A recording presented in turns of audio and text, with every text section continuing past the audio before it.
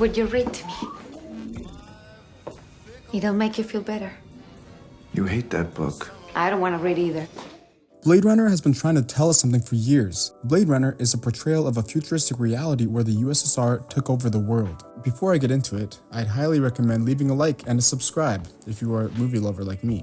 Director Denis Villeneuve said that he thought the idea of keeping the USSR alive was interesting, saying, "What if it was as strong a cultural and economical influence as the US, but with different political laws?" I think it was brilliant the way Denis Villeneuve incorporated the USSR into the movie, because it made the world that much more interesting, and it made you wonder how it got that way.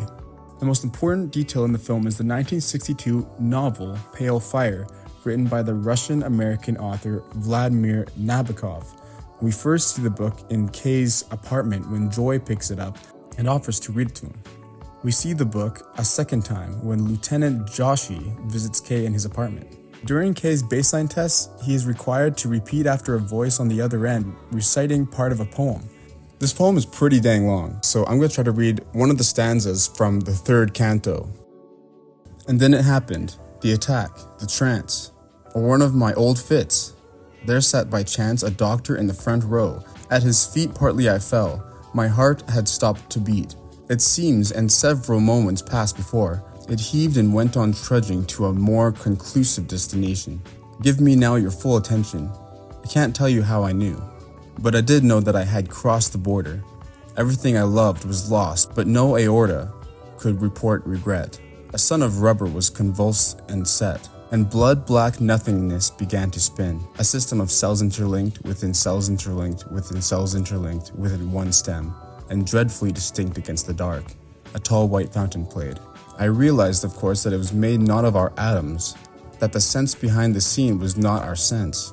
In life, the mind of any man is quick to recognize natural shams, and then before his eyes the reed becomes a bird, the knobby twig an inchworm, and the cobra head a big, wickedly folded moth. But in the case of my white fountain, what it did replace perceptually was something that I felt could be grasped only by whoever dwelt in the strange world where I was a mere stray."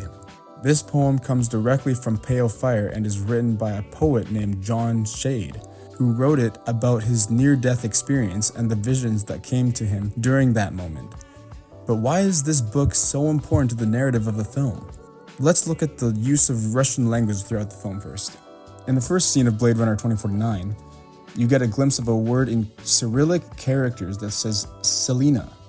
When translated, it means earth that has never been plowed or has never been worked for decades.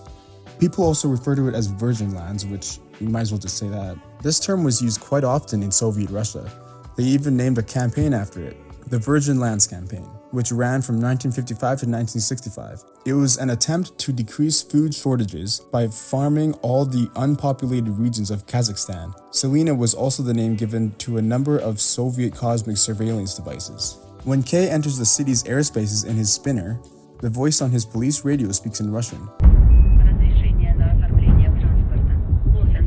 But it's not even subtitled, which is a little suspicious. The biggest evidence that the Soviet Union has taken over is when we see an ad for a ballerina show in the middle of the city. And if you look behind the legs, you will see a neon banner that says, "Produced by the CCCP," another abbreviation for the USSR.